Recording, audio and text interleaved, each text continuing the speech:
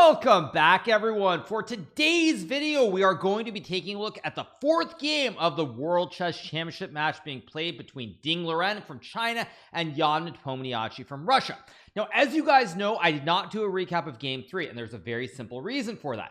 The game itself was very dry. To me, at least, it was a very boring game, and I was not in the mood to try to make up some reasons, some excuses to draw out a long, lengthy video that was over 10 minutes. So because the game was so boring and I didn't really feel like it was the right thing to do, that's why there was no video of the game. Now, today we had game number 4. Now, game number 3, of course, was a relatively quick draw with Ding having the black pieces, Nepo having the white pieces. Today, we start with the fourth game, so let's go right into it. So, fourth game of the match, Liren playing with the white pieces, and the game starts out with this move 1c4. Now, this move was not a huge surprise to me. Ding has played the English Opening in the past. He famously played it in round number 1 of the Candidates Tournament last July in Madrid against none other than Jan Nepomniachtchi, and he did lose in that game. So, a little bit of a surprise, not that big of a deal. So, the game starts out with knight f6, knight c3, we get pawn to e5, the classic English Opening, knight f3, knight c6, and now we get e3. Here, Jan plays bishop b4, we get queen c2, and now bishop takes knight. Now, at first glance, you would think, well, white should just take with the queen, and white is better. However, after queen takes c3, queen to e7 here, guarding the pawn, black is completely fine here, because when you play d4, e4, knight to d2, and black goes d5, in this position, even though white has the bishop pair, the bishops are very passive. Let's just say b3 castles, bishop b2 is played, and black plays something like bishop to e6, for example. As bishop on b2, it's behind these pawns, the queen is in the way, it's just not a very active piece here. So even though white has the bishop pair, black has these pawns in the center, and black should be okay. So instead, Ding plays b takes c3. Now, I'm going to step back a second and tell you guys that when I was covering this game live, I had conflicting feelings about this game because I had looked at this exact variation before my final round game against Ding. So I had some conflicting emotions seeing this on the board because obviously I would have loved to have faced this myself.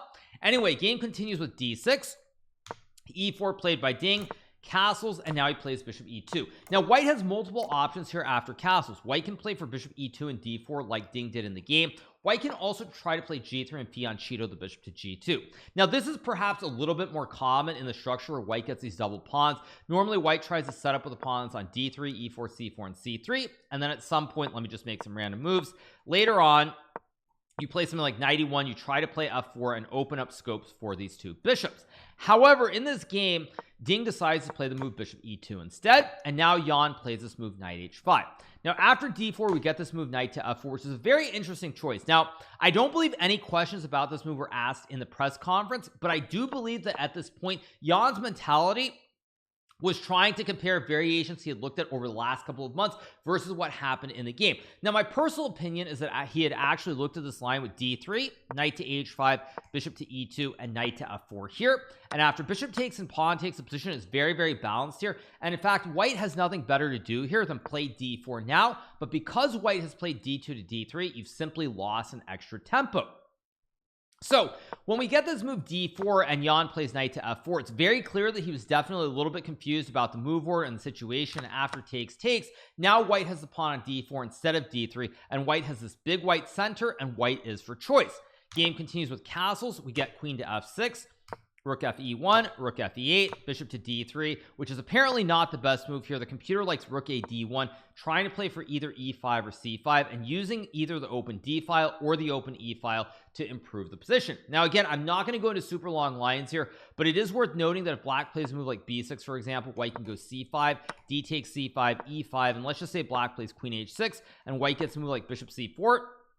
White can play for e6, maybe d5, maybe d takes c5. Black has these pieces which aren't super well developed here, this bishop and the rook in particular. White has a great bishop, rooks are placed perfectly, and so white definitely has some dynamic play for the sacrificed pawn.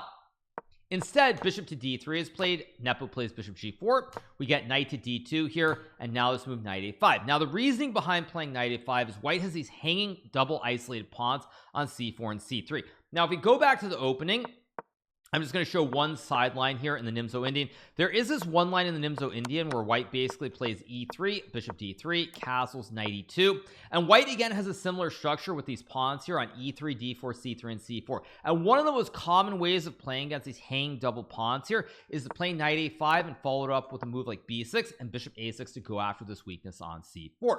So that is what Jan is trying to do by playing knight a5 here. He wants to play a move like c5 and put pressure on both of these pawns. So let's just say white goes bishop f1, you get c5 here. If white plays d5, now black can create a nice blockade on the dark squares. White can no longer push the pawns.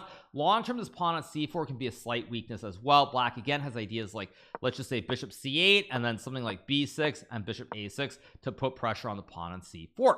So Ding here plays a very enterprising move and a move that I love. He plays c5. Now, one thing that I did not mention yet is game 3 was a very stable game for Ding. He was playing with the black pieces. He drew it without too much difficulty. And I think that completely changed his mindset, his mentality, and it really stabilized everything from how the match had been going. As we know, in the first 2 games, Ding was under a lot of pressure. He probably could have lost the first game, was able to save. Second game was very bad. He lost. And so he's under pressure in every game right from the get-go. Game 3 was just a very stable, steadying draw. And so now he starts to get aggressive here when the opportunity presents itself, sacrificing a pawn with pawn to c5. Game continues with d takes c5. We got pawn to e5 being played here. Now we have queen to h6, and now this excellent move d5 is played here by Ding. And now even though white is down a pawn, you have this big white center. These pawns are going to be on c4, d5, and e5. Black is up a pawn, but you can't really go after these pawns in the center.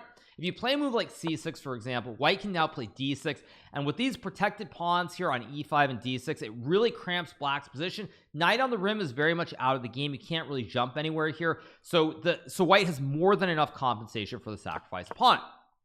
Additionally, it's very hard to play because this bishop on g4 is also a little bit misplaced. It's really not doing a whole lot on any of these diagonals, whereas these pawns on e5 and d5 restrict all of black's pieces.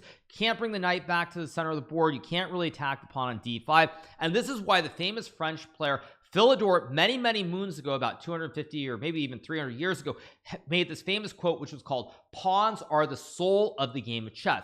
And the reason for that is because the pawns here control a lot of squares, and it makes it very hard for black to come up with a concrete plan. So here we get rook a d8 by Nepo, pawn to c4, protecting the pawn on d5. Now we get b6 here, and Ding plays h3, kicking the bishop away from g4. Bishop to h5 is played, and now we get an excellent move, which is bishop e4. Now, it's worth noting, you might wonder, why shouldn't white play f3 here? The problem with playing f3 is that in this position, after bishop to h5 here, white no longer has this f3 square available for the knight, and without this f3 square available, this pawn on e5 can become a big weakness.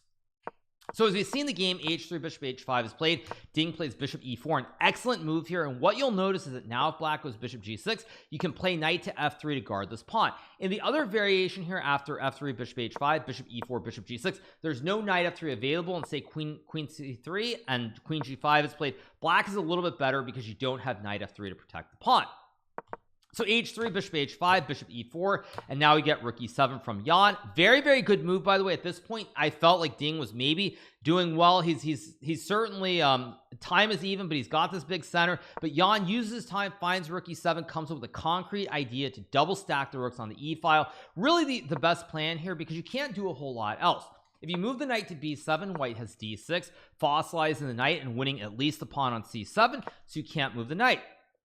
If you go bishop g6 and white goes knight f3 guarding the pawn, after takes and rook takes e4, let's just say you play knight b7, white goes rook a e1 here. White is much better. Again, the knight cannot go to d6. White has ideas like, let's just say king h8, queen d2, trying to win this pawn on f4, and black can't really go after the white center, and so white is much better already. So black has to be very careful, and to his credit, Nepo plays rook e7. It's worth noting rook takes e5 is a severe blunder because of the classic fossil with bishop takes h7 check, queen takes bishop, queen takes queen, king takes queen, and rook takes rook on e5, and white has a rook for a bishop in an endgame, and white should win. So we get rook e7, queen c3, rook d to e8, trying to stack and go after this pawn on e5. We get bishop to f3 here, and now Nepo plays this move knight b7.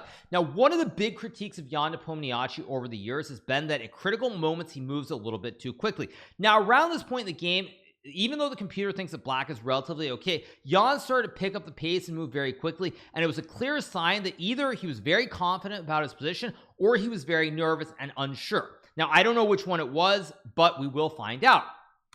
So we get rook to e2 played here, pawn to f6 played by Jan. Now, this move is not a crazy move, but I feel like this is a move that you play when you're feeling a little bit nervous and you're trying to resolve the situation or trying to get rid of the tension in the position and make things very, very clear in terms of plans and ideas. Now, in this position, the computer actually thinks bishop g6 is better, and after rook a to e1 here, you can simply play the quiet waiting move queen to g5.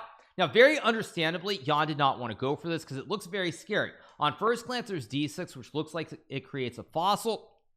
And after pawn takes, there's bishop c6, and you just worry that considering that your king is stuck behind these pawns here, that you're going to end up making a mistake and possibly get ice skated on the back rank. So Jan probably should have used more time, and I will actually add, this is where you start to see some of the differences between the players and their styles. I strongly believe that a certain player by the name of Fabiano Caruana, if he were in this situation, probably would have used 15-20 minutes and actually played this move, bishop g6 and queen g5 here, because he would have done the pure calculations and trusted his instincts. But instead, Jan plays f6 very quickly here after 4 minutes, a very committal move, because now after e6, white gets a chain of connect 3. Additionally, you can never really break the chain now. You can always play a move like c6 to try to break it, and even if you get to trade the pawns, it's very scary because d6 is always a threat here, even after takes. So it's a very committal move when Jan plays f6 at this point, and I just don't really like it. The game continues with knight d6, rook e1. Now the computer, of course, thinks that after bishop to g6 here, position remains relatively balanced, but again, in this situation, black does not really have a whole lot going on. First of all, c6 is never an idea, because if you go c6, white just takes and you're still protecting the pawn. If you try to break with b5, we trade, and then I win the pawn on c5. So you can't really break with c6 or b5. You also can't really push the pawns on the king side either. So it's very, very passive. And even though the computer, of course, just laughs at us humans and says, well, just move your pieces, nobody cares, it's all good, for us humans, we need to have logical, clear, thought out plans. So Jan decides to play knight f5. Now this move is the start of going a wrong direction, but Jan is trying to be very, very concrete here. He wants to put this pony on d4 and create a bastion as well as a connect 4, and potentially play his move pawn to c6 to break up the pawn shape. Ding trades the bishops here, and he goes rook to e4. Very, very good moves by Ding here. Very logical moves, understanding that he can go after this extra pawn that black has. Meanwhile, black can't really do a whole lot in the center of the board. Nepo plays queen h6. We get queen to f3, and now Nepo blunders with knight to d4. Now this is a very, very big mistake here, but as I said a couple of minutes ago in this recap, one of the knocks on Jan Nepomniachtchi throughout his career is that at critical moments in games, he has this tendency to play a little bit too quickly. Now this is another case where he did this in the candidates actually against me in our critical game. He made a mistake. Now I wasn't able to capitalize on it, but it has been known for many years that this is probably the single biggest weakness, and sure enough, when you have habits, you have weaknesses, and you can kind of resist up to a point. But when you're feeling nervous, you're playing a match, you know the game is very, very imbalanced. Jan plays knight d4 very quickly, and now Ding sacks the rook with rook takes d4, and the game is effectively over. Now you probably wonder, well, how can the game be over? You just take the rook. I mean, it's only an exchange where it's a rook for a knight. But the problem here is that because of the connect 3 and the maneuverability of this knight going to b3 here, black cannot do anything. Rooks are very good on open files, but both of these rooks are stuck behind this chain of pawns. Additionally, you have no open files anywhere else on the board either, so white is completely winning. Now Jan, after the game in the press conference, said that knight d4, he simply, I think, overlooked rook takes d4 with knight to b3. Nonetheless, already here, it's getting hard to play. Now what Jan should have played is this move pawn to g5, and now a computer likes to move like g4, knight d6, and rook e2. I don't know if Ding would have played g4. In fact, I'm not sure what would have happened if g5 had been played, but nonetheless, it is one of those questions that will remain buried in the sands of time, maybe in some alternate universe of our parallel universe system. We will see, we know what happened when g5 was played, but in this universe, in this timeline, g5 was not played. Instead, knight d4 was played, and Ding snaps the knight very quickly, goes knight b3. And at this point, it's effectively lost. As I said, we get g5, knight takes d4, knight is jumping to either f5 or c6 here. We get queen g6 played by Nepo, and now another excellent move by Ding, pawn to g4, trying to create the bastion with the knight on f5. And without g4, maybe black is still kind of in the game. If you play knight c6 and you get rook g7, you have ideas like h5 and g4, opening up the g file for the rook, open files, giving black some hope. But Ding plays g4, and now there's nothing you can really do because knight to f5 is crushing. We get pawn takes pawn, en passant, pawn takes pawn, now with h5, knight to f5, rook h7, and queen e4. Now, once again, white is still down a rook for a knight here, but due to this great connector in the center, this passed e-pawn, and this knight on f5, which can never be removed, black is simply toast. So Nepo plays king h8. Now we get e7, another excellent move here because the knight guards the pawn. Now, if you could magically move the queen and push the pawn back to g6 and attack the knight, black would actually be winning. But again, since the knight is on f5, it cannot be dislodged. The game is just over, completely over. So we get king h8, e7. Queen to f7 is played here, and now Ding plays d6, another excellent move trying to push p here. If you do capture the pawn on d6 after knight takes, let's just say you play queen e7, white just simply gobbles the rook, and after the queen trade, white simply has an extra knight on the board, and because there's so many pawns left, black has no chances of saving the game. So after d6, Jan does take as he has to, because otherwise white goes d7, like h4, d7, absolute disaster. 2 pawns on the 7th rank, just GG instantly. So we get pawn takes, knight takes. Now queen g8 is played here. We get knight takes rook, queen takes rook. And on first glance, material is even, but due to this pass pawn, which is protected by the queen and the rook, and the fact that your queen is blockading the pawn from queening, it's only 1 square away, it's just totally hopeless. We get queen to e6, king to g7. Also worth noting, if you could magically like transport this rook somehow, like just to illustrate the point, if you could magically say transport the rook here to the c file, maybe you would have some chance like rook c7 here with the active rook, the active rook. Queen is still guarding the pawn. You can maybe take the pawn on c4. You have some small chance of maybe still saving the game in this situation if the rook is on the c file. But due to the placement of the rook here being all the way on h7, there's just nothing you can do. So we get king g7, rook to f1 is played, rook to h6, and now rook to d1, threatening to play rook to d8, winning the queen or promoting your pawn to a second queen as well. We get f5 played here, queen to e5 check, excellent move. Now all roads kind of lead to Rome here. You can even take the pawn on f5 because after queen takes e7, rook d7, it's of course the classic right triangle, 90 degrees, and white wins the black queen. Nonetheless, Ding plays queen e5, very precise move. If you block with the rook, there are many ways to win, but rook d8 is the simplest. Pawn guards the rook. You push p, make a second queen, just end the game instantly. So Nepo plays king f7, and now we get queen takes f5. Rook to d8 would be a blunder, although it's probably still winning, because after queen e7, there's queen takes f5. Nonetheless, he takes the pawn with check. We get rook to f6 being played here. If you go king takes e7, many ways to win again, but rook e1 is probably the simplest. So rook to f6 is played. We get queen to h7 check, king to e6, and now another excellent move from Ding, not giving Nepo any chances to sort of find a miracle draw by playing this move, queen to g7. Now this move just is very strong because now if you take, again, there's rook to e1 winning the game. If you play a move like rook to f7, for example, again, white can win in many variations, but queen g6 is probably the simplest. You can't block because then you hang the queen, and when you go king takes e7, there's simply queen to d6, which is checkmate. Your king is in the middle of the board, and that is game over. So queen g7, very precise move. We get rook to g6 being played, and now Ding plays queen f8, and here Jan Nepomniachtchi resigns in game number 4, and that means the match is all tied up at 2. It's already completely hopeless. If you take, once again, there's rook to e1, and if you play rook to g8, which is another move, there are many ways for white to win, but honestly, probably one of the most creative is to sack the queen here. And after queen takes g8, you have rook to d8, pawn guards the rook. You move the queen anywhere, I just make a queen, and after the trade, I simply have an extra rook on the board. So at this point, after queen f8, Nepo does resign the game. Match is now tied at 2 games apiece after 4 games. So here are my general thoughts as it relates to the match. Yesterday was a very, very important game. As I said before, Ding had 2 very shaky games to start the match. Seemed like he was very down on his luck, feeling a lot of pressure, feeling the nerves. He was able to get a very smooth, very easy draw with the black pieces. First game where he was not under a lot of pressure. That definitely helped him to stabilize, and today he plays a fantastic game with the white pieces and wins to tie the match. I think everything shifted because of yesterday. Now, I don't want to say that this match is over. Of course, the match is tied, long way to go. But I do think after today, it's going to be very interesting to see how Jan Nepomniachtchi responds to this huge loss, because one thing that Nepo has not had to deal with very much, especially in the candidates tournament, is dealing with losses, dealing with a potential tilt factor. Now, Nepo is a player who can tilt more easily than others, so he's going to have to be very, very mentally strong and bounce back. Now, fortunately for Jan, tomorrow is a rest day, which means there will be no games, and he will play the following day with the white pieces once again.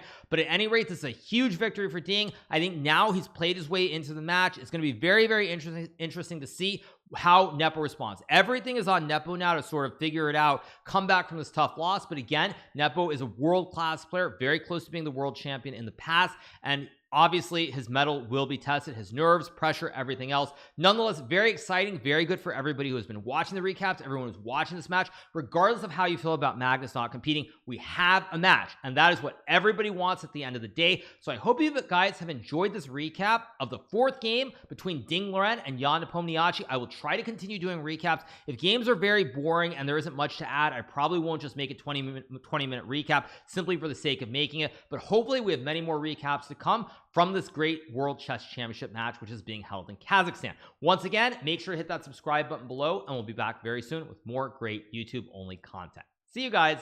Bye.